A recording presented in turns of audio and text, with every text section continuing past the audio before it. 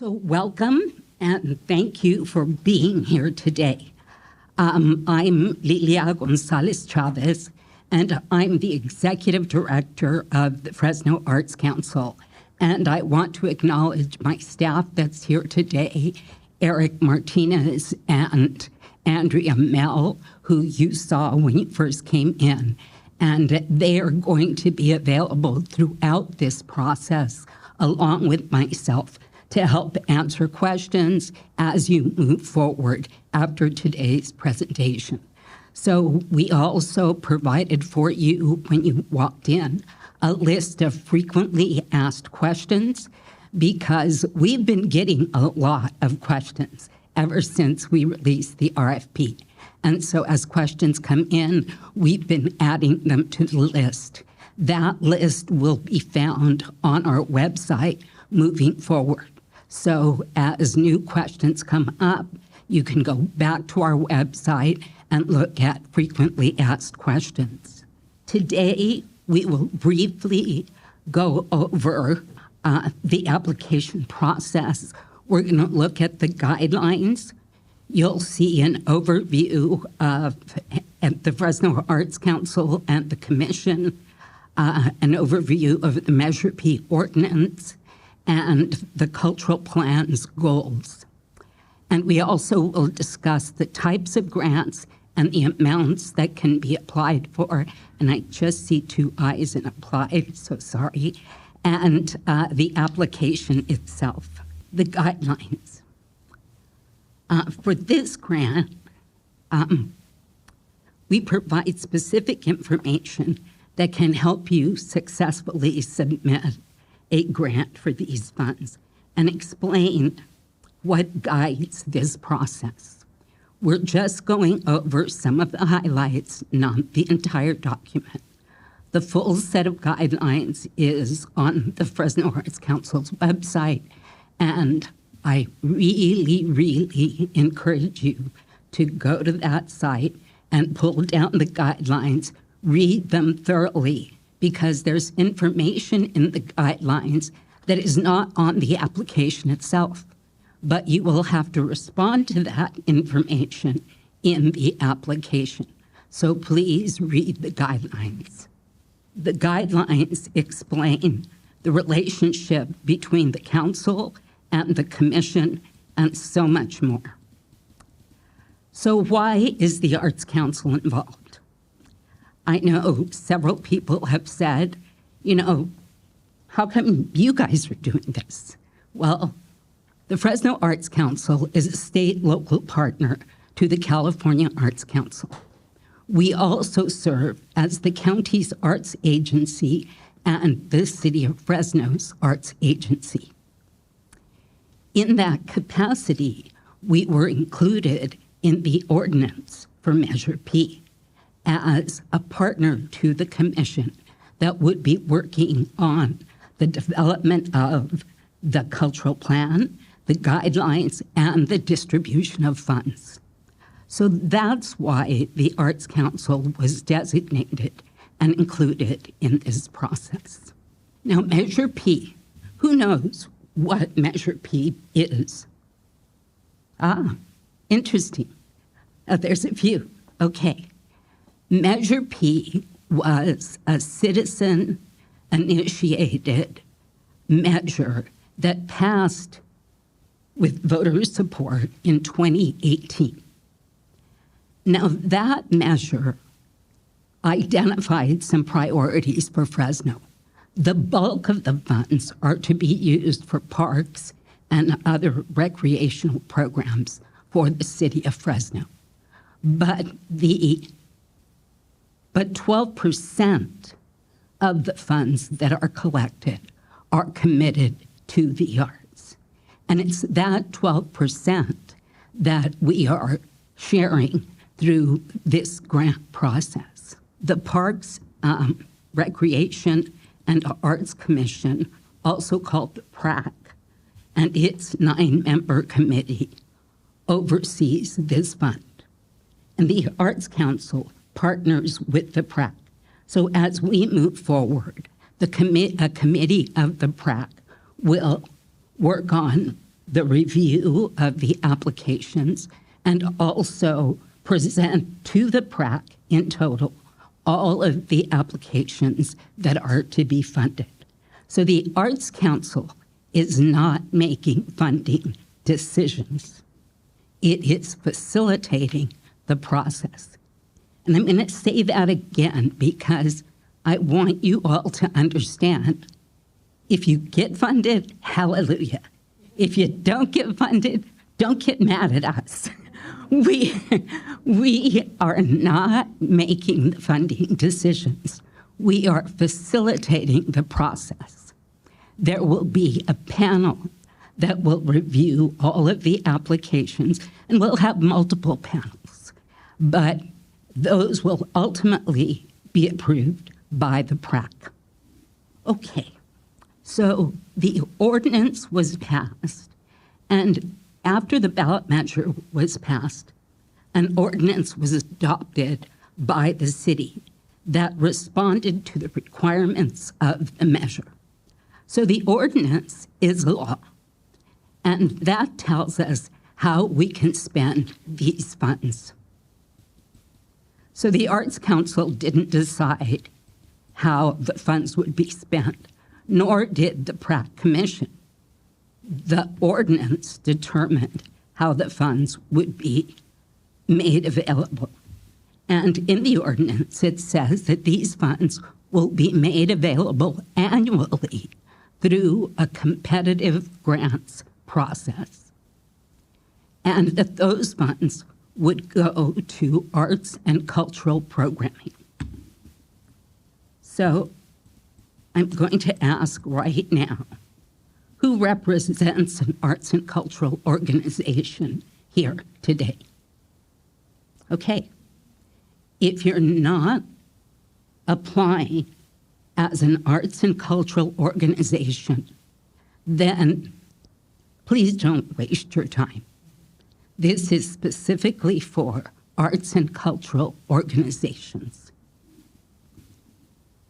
Okay, the ordinance also identified, as I mentioned, the partnership of the Commission and the Arts Council. And it also indicated that before funds could be spent, a cultural plan would have to be developed. So the Arts Council worked with the PRAC to develop a cultural plan. That cultural plan is also online. We were hoping to have copies for you here, but none were printed, so we only have them available online. But read the cultural plan, because the cultural plan identifies the priorities for how these funds can be spent.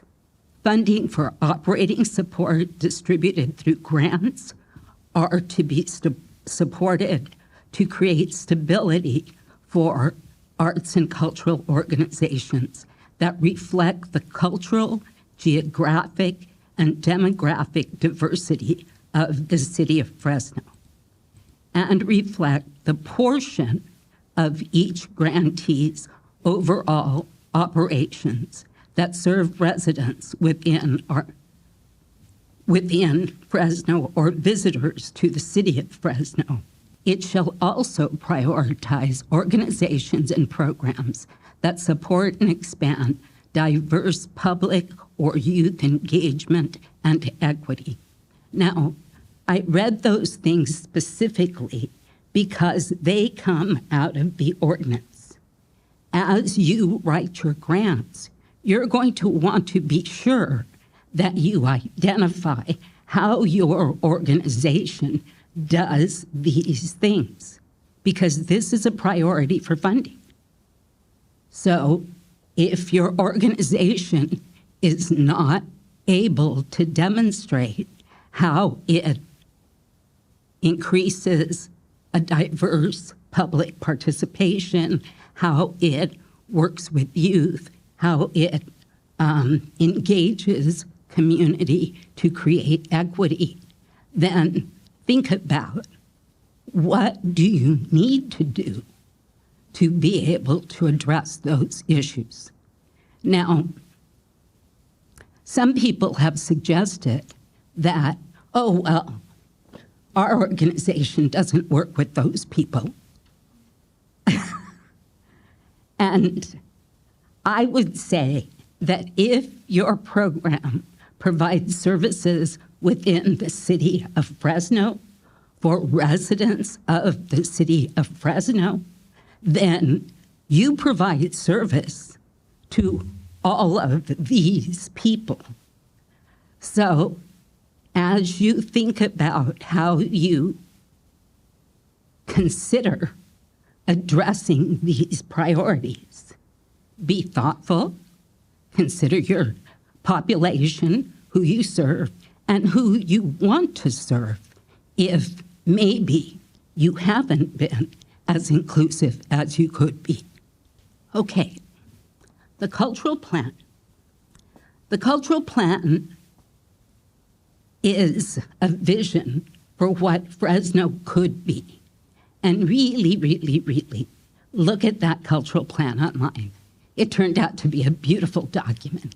It's really quite nice. I'm proud of it. We were able to finish up the work on it and work with Jeffrey Scott, and it looks very, very nice.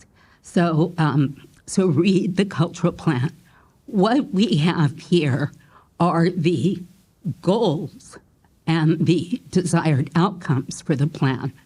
But each of these goals and desired outcomes have specific strategies that are identified in the plan itself. So those strategies are what you're going to want to address. You might be offering one of those strategies currently. So look at those strategies. There will be strategies for, well, actually, grant making and community engagement. We're doing that. That was a priority for the cultural plan.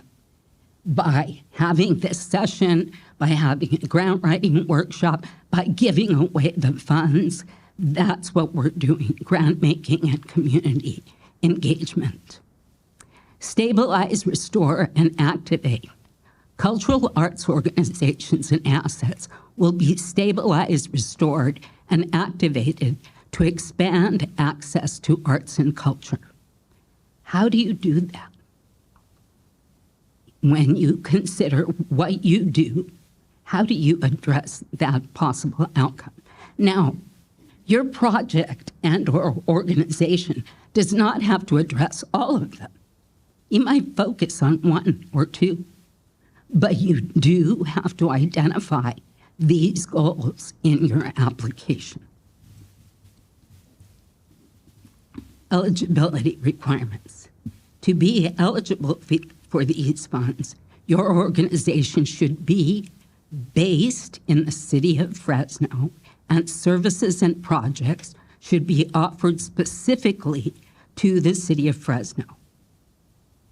While it's true that most organizations reach a greater part of the Central Valley, you should be able to identify how your services specifically serve residents in the city of Fresno. These are City of Fresno funds. The city wants to see that they're used on City of Fresno residents and that they're benefiting the economic growth of the city of Fresno. And they will, I'm sure of it. But you're going to have to tell us how that happens. A certificate of good standing. Nonprofit organizations and fiscal sponsors, which have to be nonprofit organizations, must have active status with the California Secretary of State and be in good standing. We will be checking sources to see if, in fact, applicants are in good standing. If you're not, fix it. There's something to do to fix it. Even if you contact them and say, well, we let our 990 lapse, but we're doing it this year and we're going to submit it. We are in the process. If you truly are in the process, they will provide you with temporary information acknowledgement of that process. We will need to know that. You have to be in good standing. I know I'm going to hear later all the reasons why the dog ate the homework, but this is something that's critical. You all need to make sure that your organization is in good shape with the IRS and other state entities. Okay, if you're using a fiscal sponsor, so first of all, what's a fiscal sponsor? Anyone? A 501c3 that you're using to attach to. Do you have another?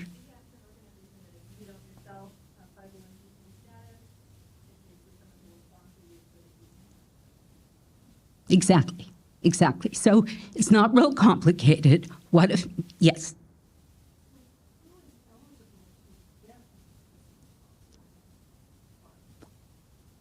An artist collective or an arts organization that hasn't yet achieved its 501c3. Let's say that you are applying, you've started the process, you've worked with someone, but you haven't quite submitted your paperwork. You don't have your status yet. A fiscal sponsor can be your sponsor for this application, and that is the primary intent of fiscal sponsors. They're to help you while you're on your way to becoming an independent 501c3. Okay.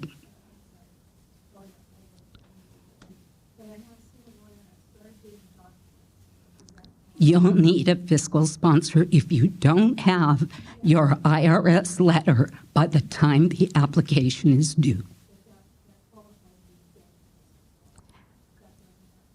That's a good reason for choosing a fiscal sponsor. Yes. Yeah, you don't qualify to get a fiscal sponsor. You just get one if you need one. Yeah, okay. Okay, so it's not something that you qualify for. If you're going to use a fiscal sponsor, that fiscal sponsor needs to know. I have reviewed applications at the California Arts Council where people have submitted their application and said, we're partnering with the Fresno Arts Council to deliver X services. They never talked to us. We didn't know what was happening.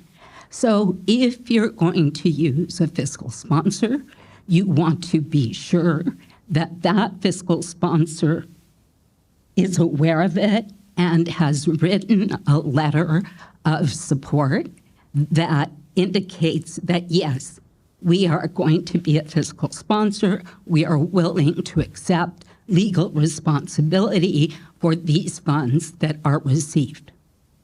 Another thing about fiscal sponsors, if you don't know, the fiscal sponsor is the applicant. Why is that? Anyone? Yes. Because they will be granted the funds and? Thank you. And because the ordinance requires that the funds go to a 501c3. And that's why we reviewed the ordinance first. The ordinance is the law. We are complying with the law. And that's why it works this way. A narrative statement. In the guidelines, you'll find this. It says narrative statement, nonprofit organizations and fiscal sponsors, if applicable, will be required to provide a narrative statement addressing the following: purpose of the organization, identification of targeted audience, and how many people will be served as a result of this grant award. That does not mean that you have to submit a separate page that has that narrative statement. You can, but once you get to the narrative questions, question 1 asks you these things. The only one that is not included in the narrative questions is point 3, how many people will be served as a result of the grant award, and that number you can include in outcomes. There's another question in the narrative that is outcomes, and what are your outcomes? We're going to serve 50 people. We're going to serve 500 people. That's how you respond. That's how you fulfill that requirement. Okay, fun stuff, funding amounts. We don't have an infinite amount of money. We have a finite amount of money. It's a lot more than we've ever seen for the arts in Fresno. It's estimated to be $5 million annually. That's a lot of money. But there's a lot of you. There's a lot of arts organizations in the community, and the need is very great. We have not had resources to support the arts in forever. I think the last big grant that we gave away, and it wasn't very big, was for COVID relief, and those were just $1,000 Band-Aid grants to help organizations continue limping along. But this time, these are significant grants that can be awarded. Now, there are caps for different groups, and there are caps for different groups. We're looking at general operating support grants, project-specific grants. This table is in the guidelines. I pulled it right out, or Andrea did, and she put it in my PowerPoint for me. But this is this shows the breakdown of how the funds will be distributed. So for general operating support, you have a possibility of receiving up to 70% of your reported annual budget if your organization is 250,000 and under. Okay, so 70% of your current reported annual budget. If your organization is 251,000 and above, you can receive up to 30% of your reported budget, but it's capped at 300,000. So some people say, well, why'd you put a cap? Well, again, we don't have an infinite amount of money. We have a finite amount of money. And so if everyone grows, and we hope you do, to be organizations larger than 251,000 a year, then we would run out of money pretty quick, and all money would go into operating. We don't want that to happen. And we also made it possible for people to apply in 2 categories. So you can apply for operating support and project-specific support. Now, does that mean if you apply, you will get the funds and you'll get exactly this percentage? No. People that know. And what it means is that it's possible to earn this level of funding, but it's going to depend on how many applications come in, how many applications come in that are qualified and eligible for funding that meet the standards and requirements of the measure. And so it may be an amount close to 70% or 30%. That's why it says up to. It doesn't say 70%. Okay? Okay. We also have an opportunity for emerging organizations. And emerging organizations we've identified as organizations with less than $50,000 a year. So organizations with less than $50,000 a year can apply for 100% of their documented budget.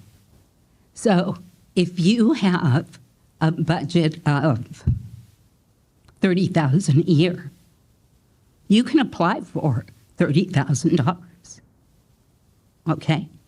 But you are going to have to demonstrate with financial statements or an annual budget that in fact that is what your annual budget is. So you can't just write it in and say this is what it is.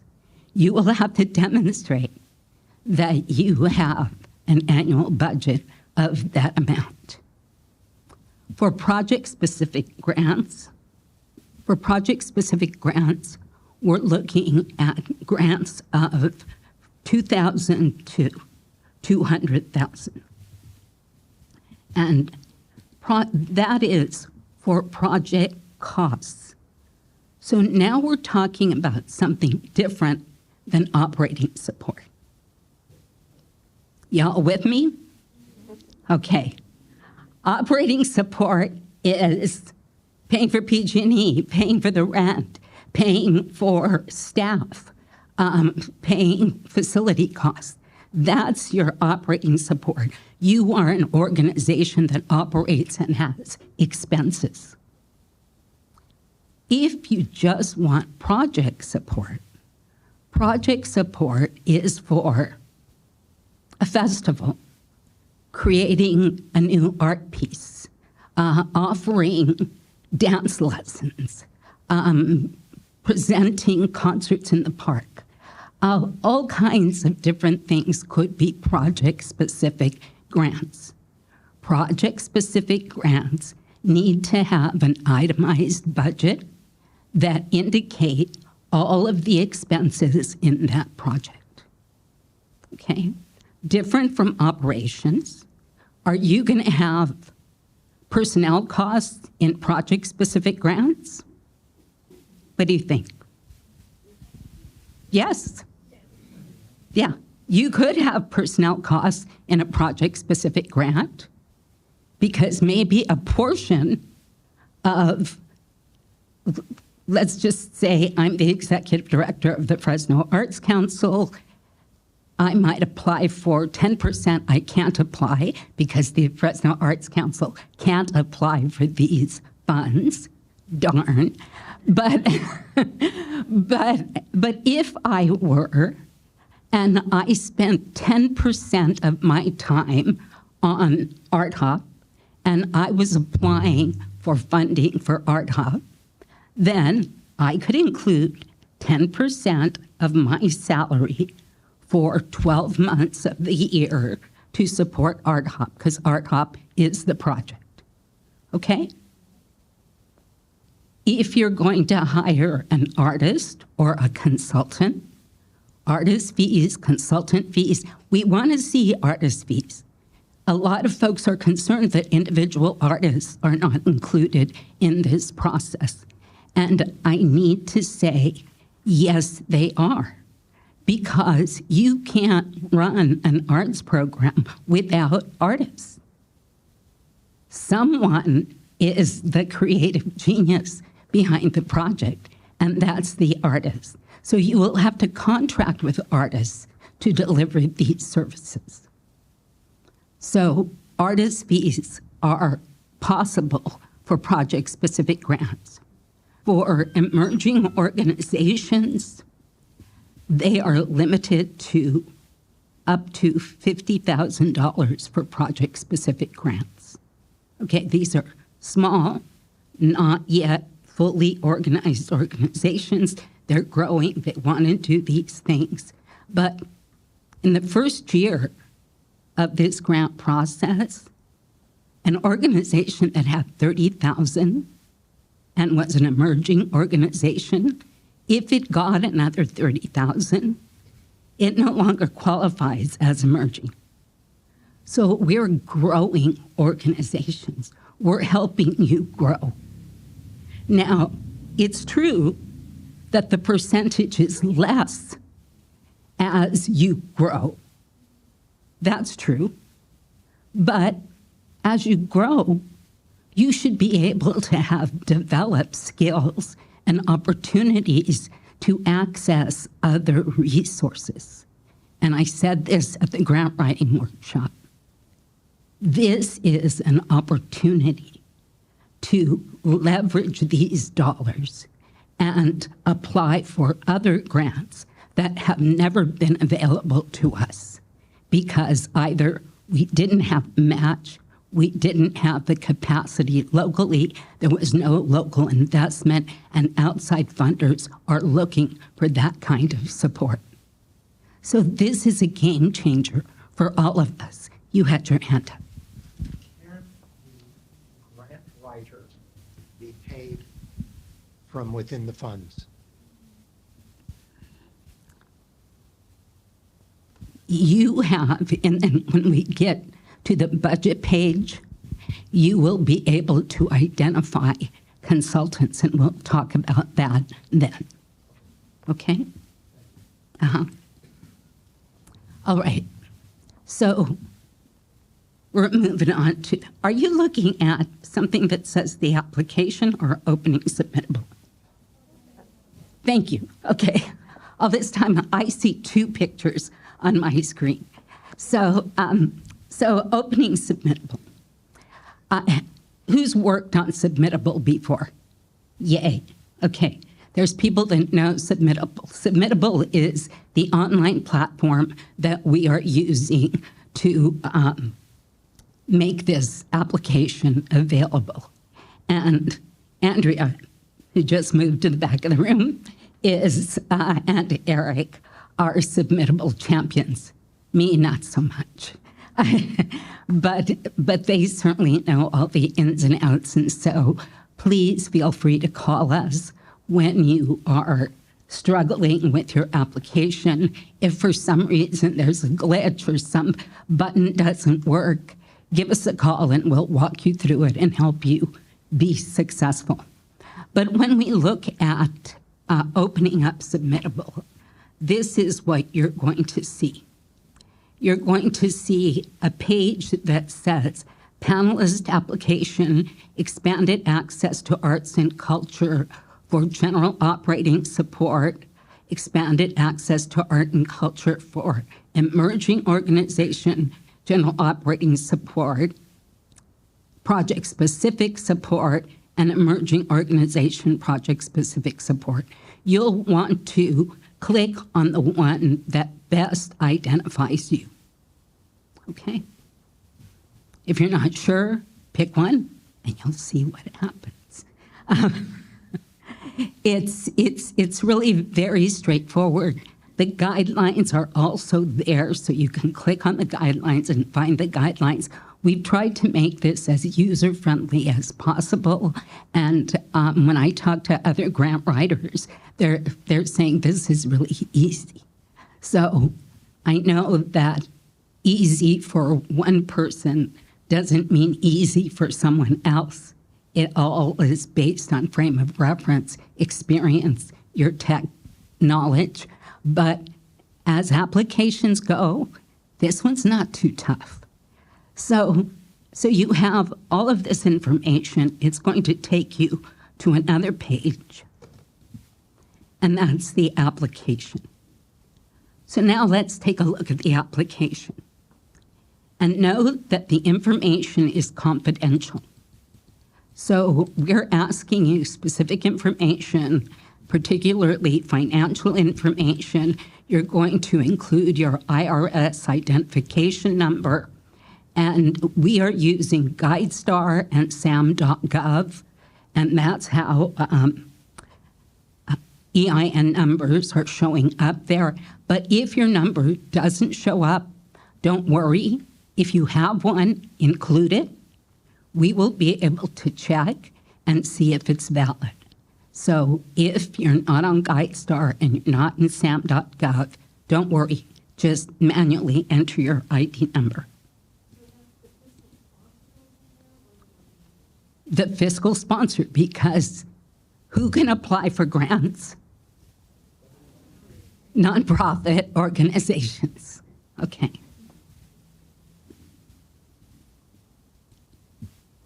Okay. You're going to check your eligibility.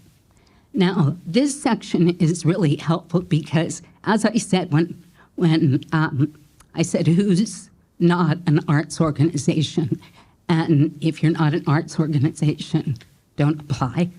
Well, or arts and cultural organization. I'm an arts organization, so I really kind of gravitate to that. So it doesn't mean that I'm excluding cultural organizations, but arts and culture kind of blend together in this process. So you're going to check eligibility. You're going to immediately find out, based on your budget size, where you're going to fit. We want to be sure that you're eligible to apply, that you're old enough, and that your organization is based in the city of Fresno. We also want to know if you are the organization applying for yourself as a 501c3 or if you're applying as a fiscal sponsor. So that information will go there. Now, it's not uncommon for a project that is not a 501c3 to go through this process and fill out the information, and the fiscal sponsor provides you with their information. So this has to be responded to as if you are the 501c3 applicant, okay? So we also want to be sure that your project is in the city of Fresno, and we've already mentioned that. Now, if your answers don't comply with the guidelines that come from the ordinance that govern this process, you won't be allowed to apply. Now, why do we stop you? Because we don't want to waste your time. Why go through all this effort if you're not eligible? So this will stop your process.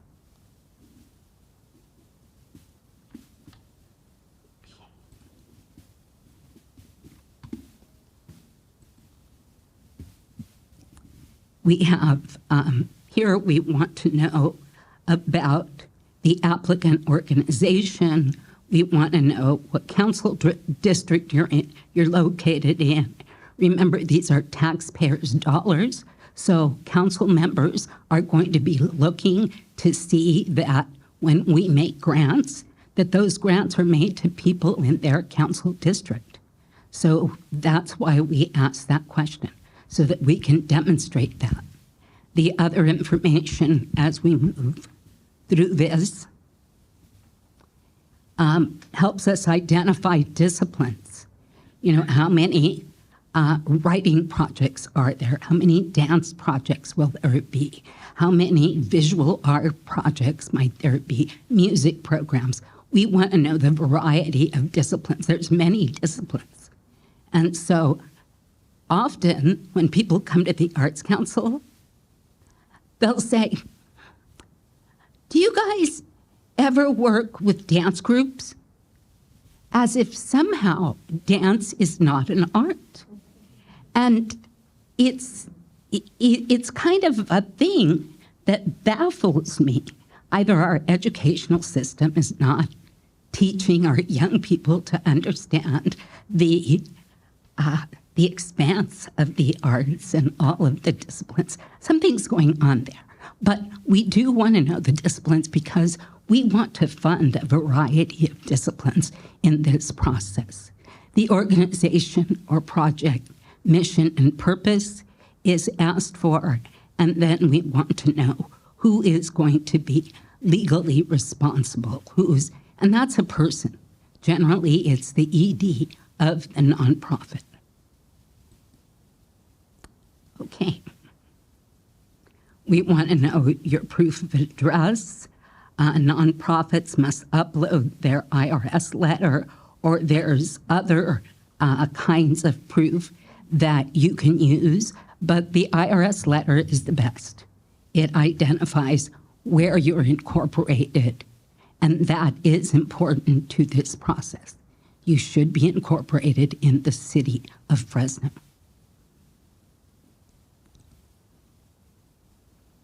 More information about proof of address. There's a little overlap there. Okay. And then financial information. Are you on a fiscal year or an annual year in developing your annual budget? Some people are July to June. Some people are January to December.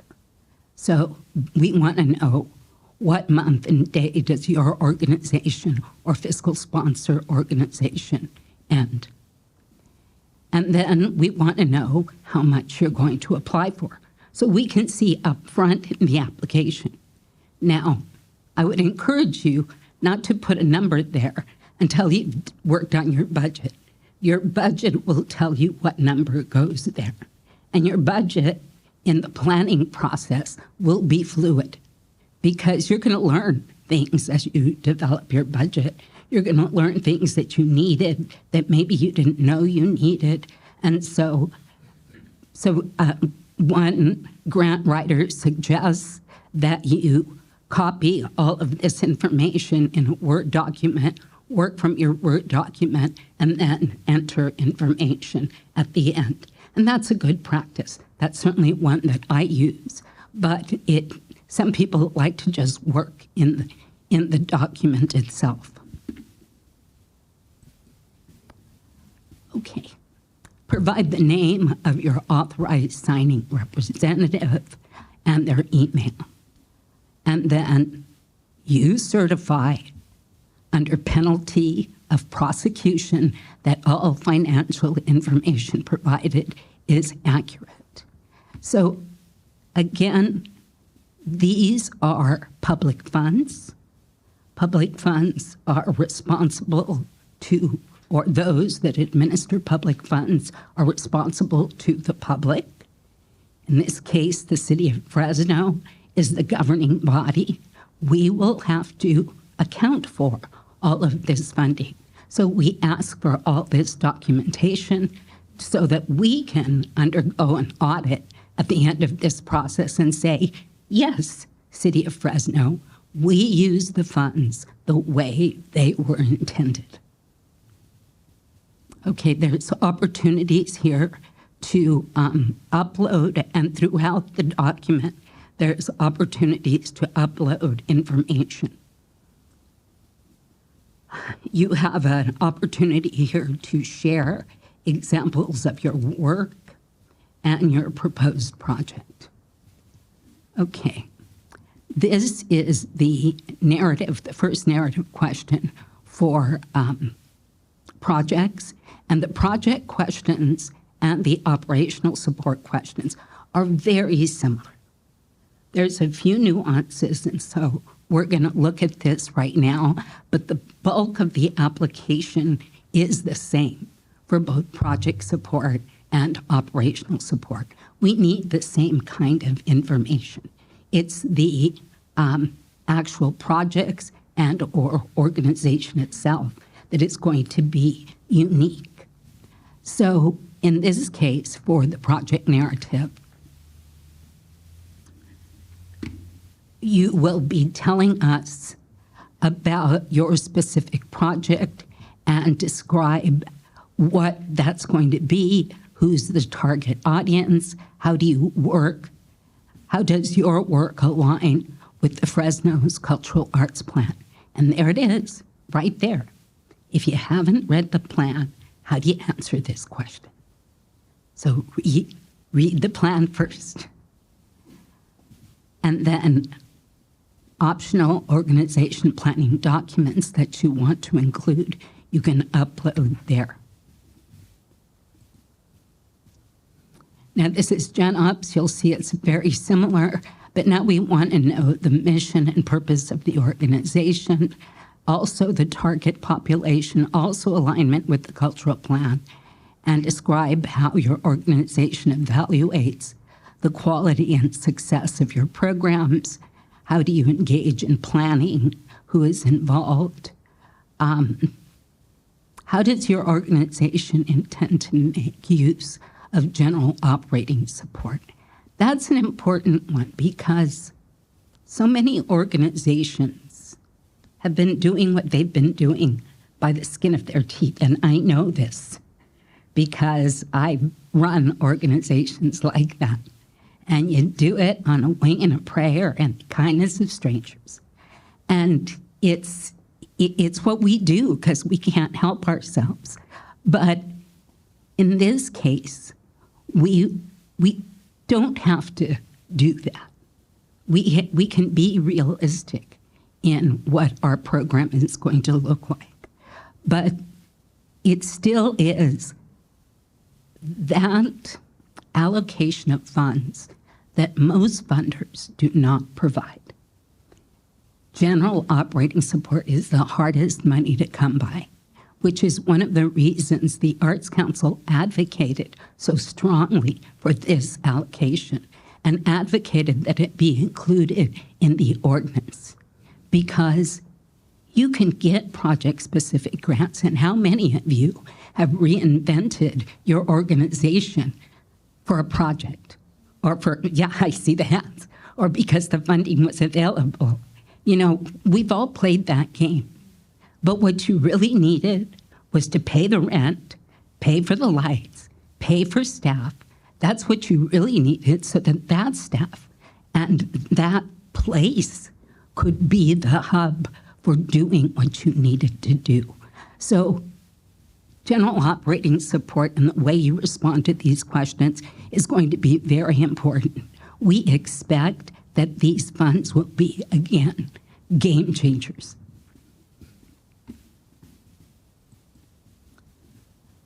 Okay, your programming, we want to know about what programming you offer, what are the primary activities of the organization, describe key exhibitions, artists, and other collaborators.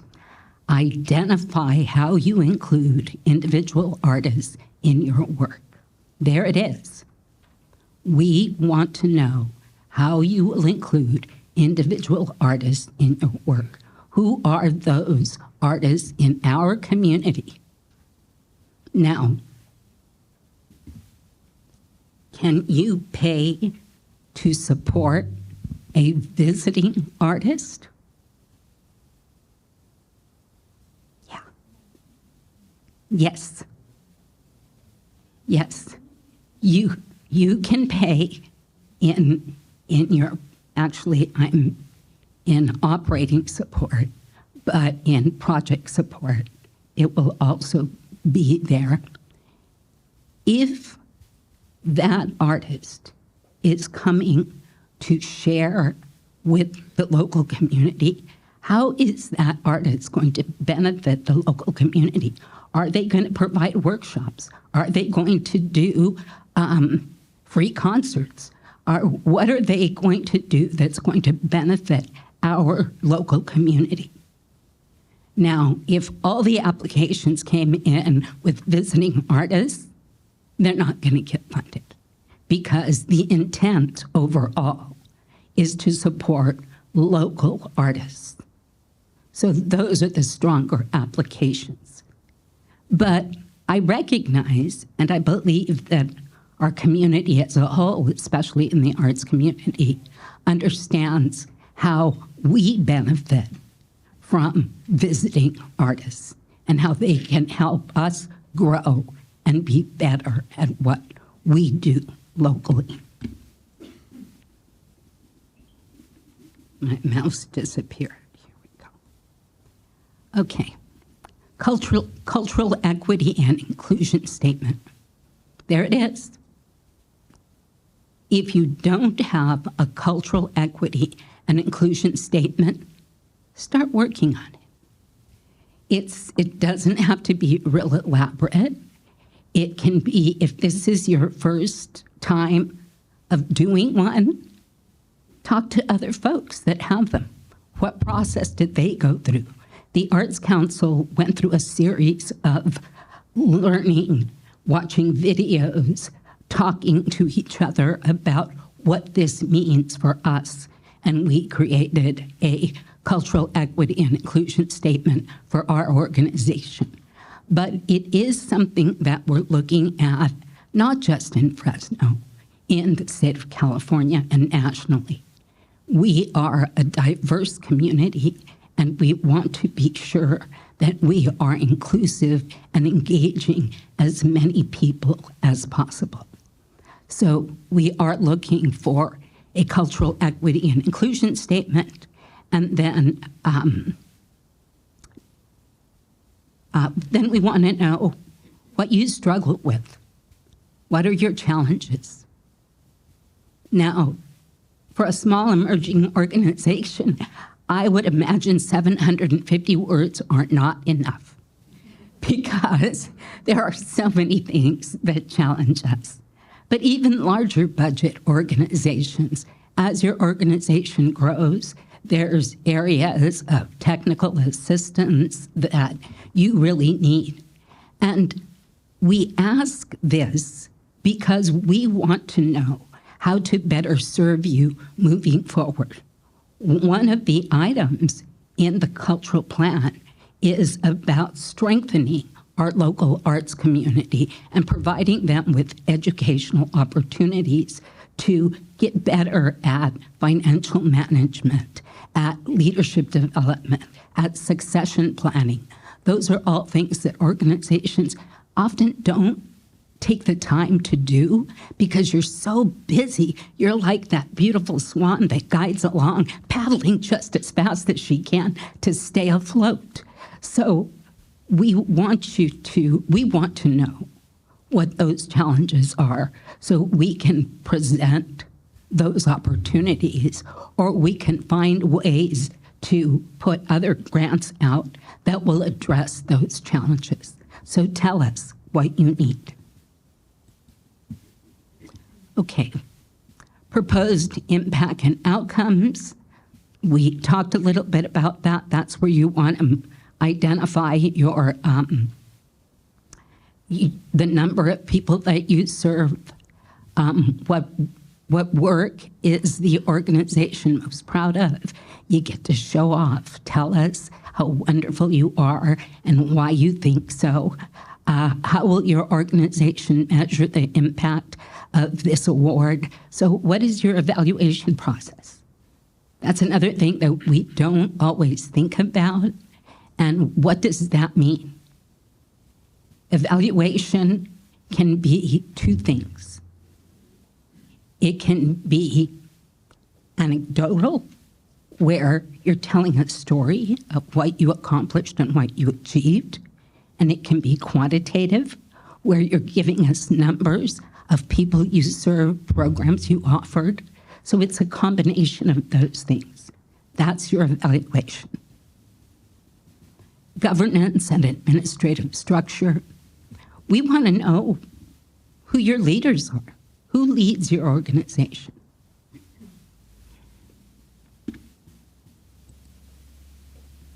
Okay. For both projects and operation, you have an opportunity to choose a budget template, and this is where that budget template will show up. You're going to choose the budget template that best fits your application. The templates are going to look kind of like this. Well, not kind of, like this. General operating support grants. It says what their intended purpose is. It reiterates information that you've already seen somewhere else in the application. it tells you specifically that what operating costs may include.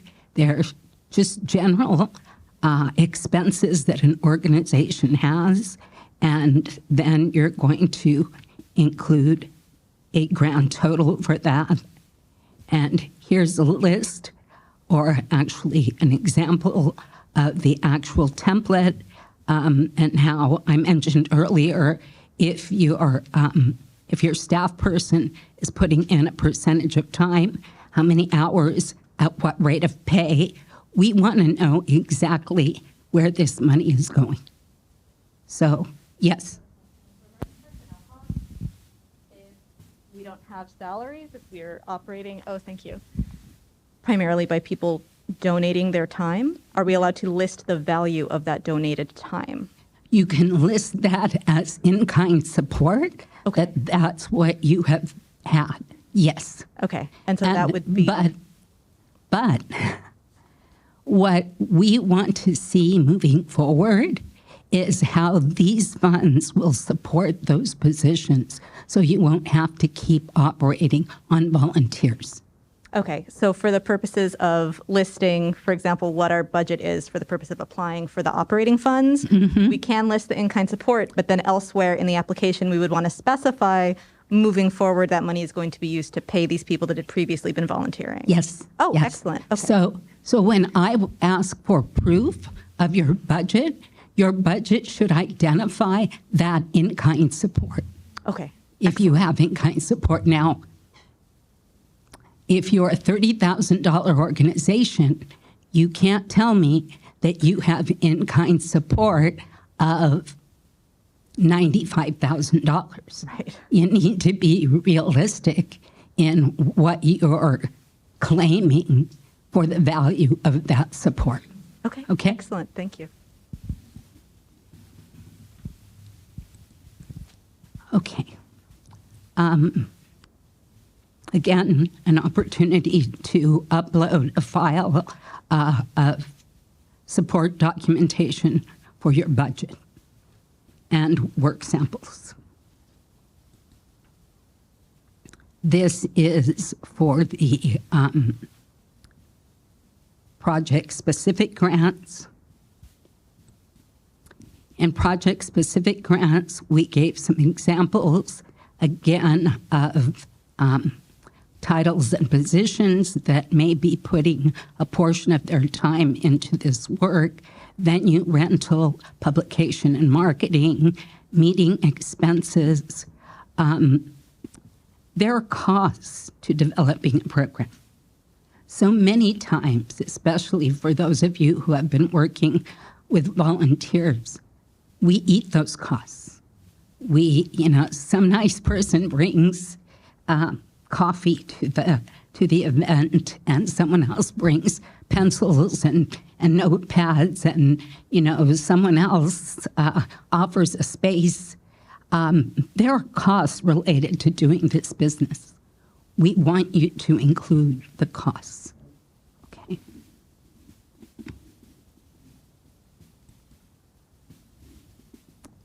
More opportunity for you to upload work samples and support documentation.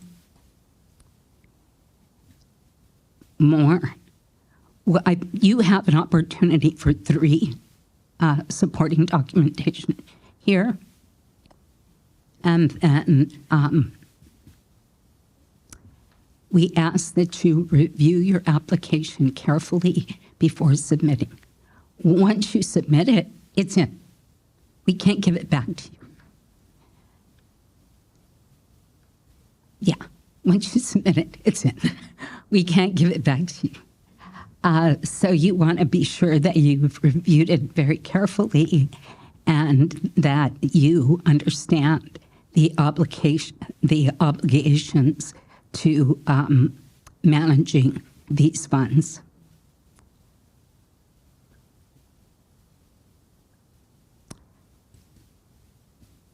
And then, in the very end, you also finally agree to all the terms and conditions, and you verify that you have presented truthful information. And that is my presentation. Now, now I am open to questions. So Andrea has the mic. What time is it? 2 o'clock. My question is if, let's say, for example, we submit the application and we reviewed it, but what if we missed, let's say, for example, because the budget, was it the asking amount? That was at the very beginning. Let's say if we reviewed everything and we're like, yes, we're good to go, and we submit it, and then it's like, oh, shoot, I forgot to go back and put in the budget amount. Is there a way we can contact you guys to put that in there for us, or? Only if that's done before the deadline. We really don't want to be able to do that. But once you press submit, the application moves forward to process. It also won't let you submit without filling in all of the required components. So it'll say, you can't do this. Okay. But let's say you put the wrong number in, that would be an opportunity to. But it would have to be before the deadline. Yes. I saw that on the application there was things that were required. If you are still working on some of those items, say you start the application and you're still working on them, would allow you to save it and then go back in and finish completing it? Yes. Thank you for your presentation. I possibly just wasn't listening carefully enough, but if someone writes the grant and then plays a role later in the administration of it or something like this, can that grant writing job be compensated with monies from the grant? You'll notice in the application in operational support, and I think it's in project specific, Andrea, correct me if I'm wrong, but there is a percentage for administrative support. That's where you would want to claim that. Okay, so you don't want to write it in specifically. Uh-huh.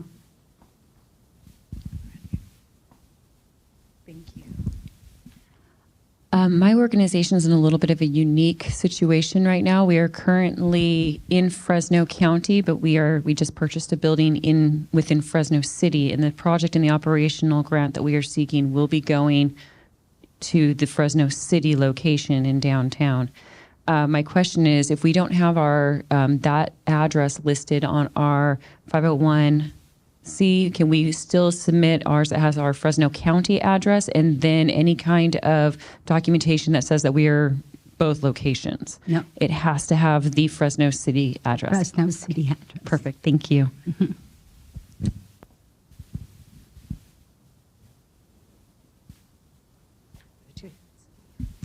Hi, I have two questions. One, the question of the in-kind versus actual, it didn't seem clear how to do that on the application.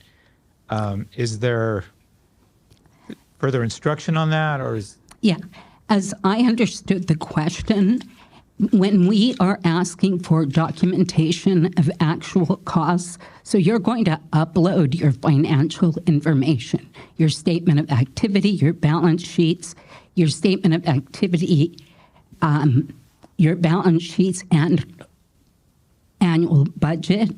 In your annual budget, you might identify that you're including $20,000 a year in-kind support for a bookkeeper. Okay, that's what you do. That's your practice. That then reflects a dollar amount that you are eligible to apply for. So the supporting documentation of the actual budget for the operating expenses isn't going to actually show that. It'll be zeros.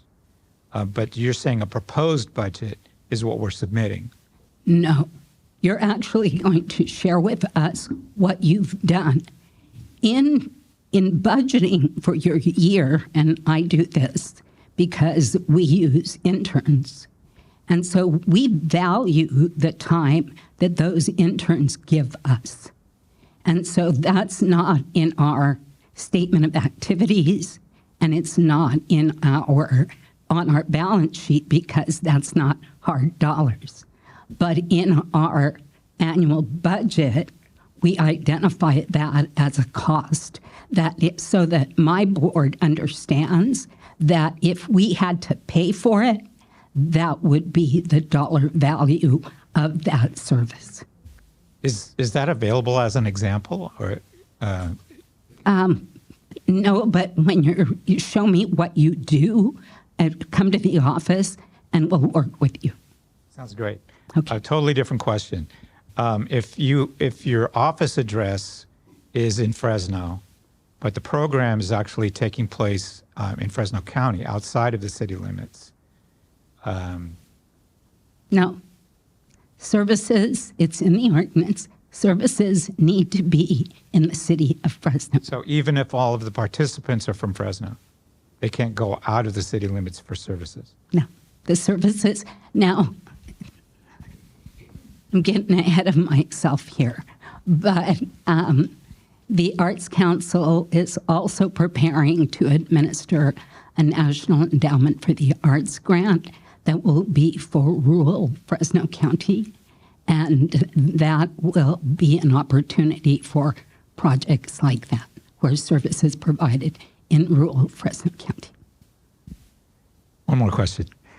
If a program serves, say, 50% of the constituents are from Fresno and the other half are from Clovis or Sanger or other outlying areas, could that still qualify? The percentage that's expended on the city of Fresno is what you're eligible to apply for. Very good. Hi. So my organization, we've received our IRS form, and a while ago we submitted our paperwork for to the state to officially get our 501c3. Our paperwork person pretty much stated that the government says that we're good and we're not in bad standing with the state. It's just being processed. So would you recommend that we go ahead and get a fiscal sponsor, or are we okay as is? If the person who's helping you says that the state says that you're good, ask them to give you a letter that indicates that. Okay. I believe she said that we got one from like the government, so with the federal government, we're good, but we're just waiting on confirmation from the state. So would a federal government letter be sufficient, or? It's if you have your IRS letter that has your EIN number, your identification, tax identification number, you should be fine. Okay, great. Thank you. Okay. Any other questions? There was one here and then over there. I just wanted to see and clarify that, is this a grant that's going to be reoccurring every year? Yes. You know, it's in my notes and I didn't say it. It will be frustrating for some folks when they say, oh, gee, I'm not eligible because I don't have my letter. We're moving into Fresno, but we're not there yet. This is a 30-year initiative. Hallelujah. We were smart when we put this in place 30 years. Who knows if I'll be here then. But that means that for 30 years, these funds will be collected and be available to arts and cultural organizations. So if you don't qualify this year, you can get all your stuff together to qualify next year. It will be annual. The cultural plan is reviewed every 5 years. So what's in the cultural plan this time will be good for 5 years. At the end of 5 years, we will be producing a new cultural plan. So there will be other priorities. And we beat the bushes and tried to get people to participate in the cultural plan process, but that was not managed by us. And so it still got a good representation from the community, but I think it's possible that we may have missed some things. We will try again in the next 5 years. And so listen for that opportunity. It will come. And if your projects or interests are not included, be sure they get included in the next round. But 30 years, every year for 30 years, we'll be doing this. Yes? So, for the project-based one, that is for 12-month period. Yes. You get it with it. The general operating one, are those funds required to be used within the 12-month period? Yes. Yeah. Yes. I'll head over there in a second. She had one more question here. So if you apply for the grant this year and you get it, can you apply again the following year to get some more money? Mm-hmm. Oh, Yeah. is there a limit on that? No. Every year, it's a competitive, as the ordinance says, a competitive grant process. As long as you submit an application that is successful, you can continue to receive funds every year. So my question is similar to hers. If we receive the grant this year and for the following year, is there an option to just renew? No. Or we have to completely reapply? Okay. Now, over time, and the guidelines are being reviewed annually. So the guidelines are set for this year, but next year's guidelines might have a different twist. The city council asked to review the guidelines annually, so it's my hope that in the next round, once we have a sense of the universe, you need to understand that this is the first year that we're doing this.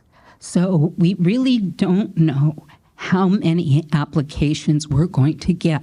We have an idea because we had that very successful COVID relief fund, and that touched a lot of the arts community, but it didn't touch everyone in the arts community.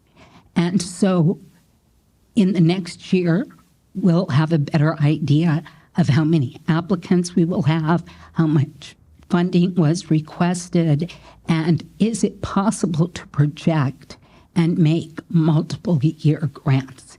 Because I feel your pain every year you have to apply. It would be nice if it could be a 2-year grant. That would be ideal, but this time it's 1 year. So if you're to get general operating funds and you're obligating things, you're allocating things, let's say some things that you're hoping to do don't materialize, or you're not able to secure that extra staff member, whatever the case may be, so you have leftover funds. You get to keep those, yes, that's that. You will. Obligate them and say, this is what we have obligated for, but they haven't yet been. I would encumber all of the funds I receive and make sure that I have expended my entire grant by the end of the grant cycle.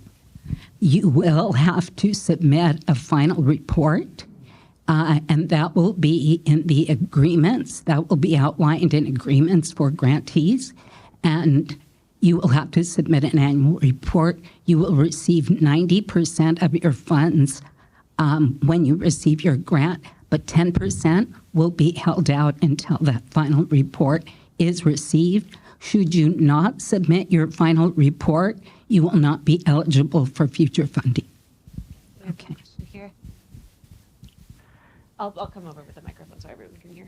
Can funds be used as seed money for further fundraising? And for example, say a series of concerts and the ticket prices actually make a profit. is there an obligation to like restrict that amount or, a way of controlling that?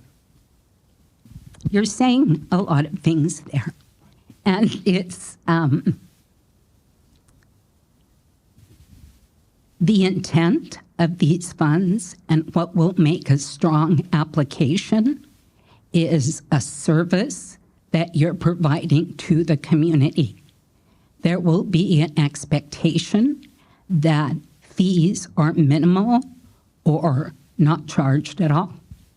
So the intent of these resources is not to be used for fundraising. In fact, one of the questions is if you're a fundraising organization, you're not eligible to receive the funds. So the purpose of the funding is to provide a community service. We understand what an arts organization is, but I don't quite understand how you differentiate a cultural organization. And when people file their taxes, they self-define as an arts and cultural organization. So the IRS has made that determination. So it's one thing, arts and culture. Mm-hmm. Okay. No. Okay. Well, I'll go here and then right over there. Okay. My question, Lily, is about the panel that is going to review these applications. Usually when you're writing an application, it's helpful to know who you're writing it to, not specifically the people, but the language that you use and the appeal. So how is the panel selected? Are they just representatives of Fresno? Are they arts people? Because that can limit your jargon and other things. Can you say anything about how that panel is formed? Yeah, we actually have the call out for panelists now. And if you noticed when I showed you, when you open submittable, the first one is panel applications. So we have a request for panelists now. We are looking for people that have knowledge and expertise of arts and cultural organizations, but we recognize that many people have those expertise or gather those expertise in various ways. They may be patrons, they may be artists. So we want to get a mix of both, and we are hoping to have what are defined as peer panels being people from the field, but that's also hard to limit because so many people have been engaged in this process and want to participate. So we are trying to include discipline experts, particularly if they're reviewing applications for a particular discipline, that on the panel there be discipline experts. Thanks.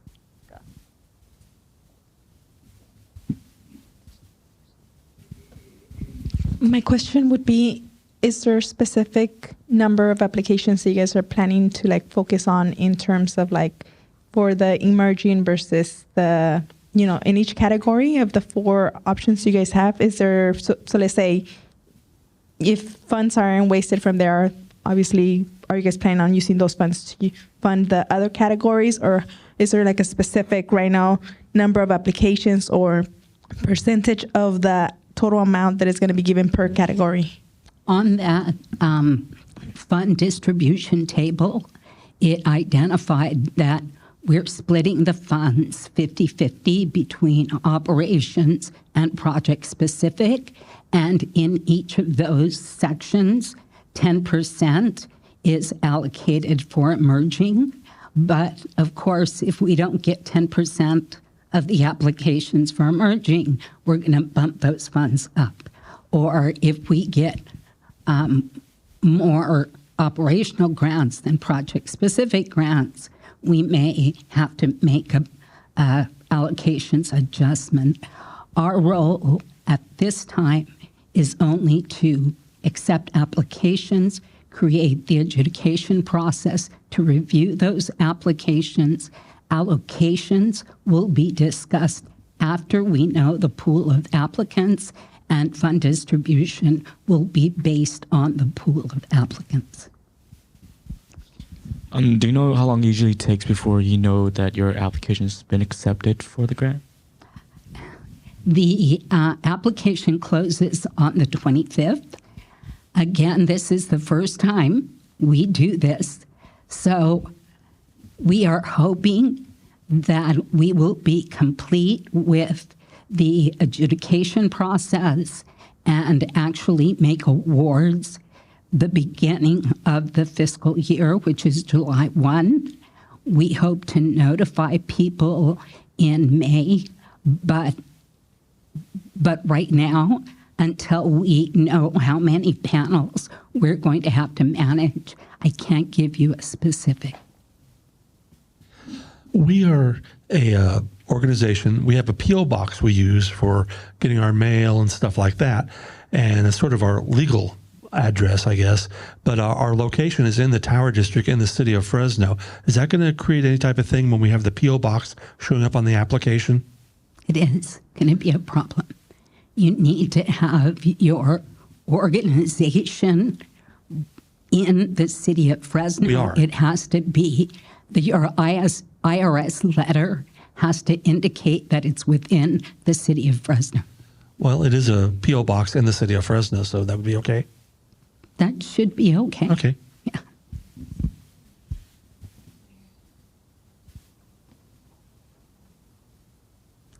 If there's no more questions, one more.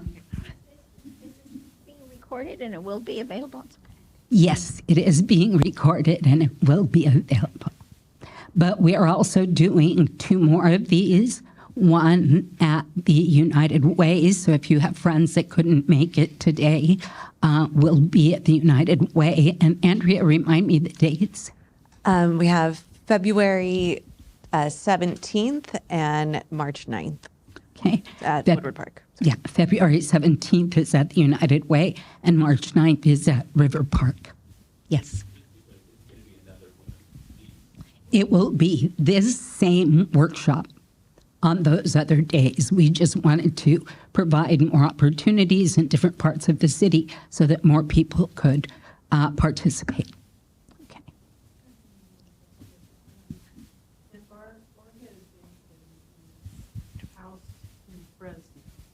But the business office is in Clovis. What does your IRS letter say? You know what it says? What's that? I'm sorry. The address. It has to say City of Fresno. Mm-hmm.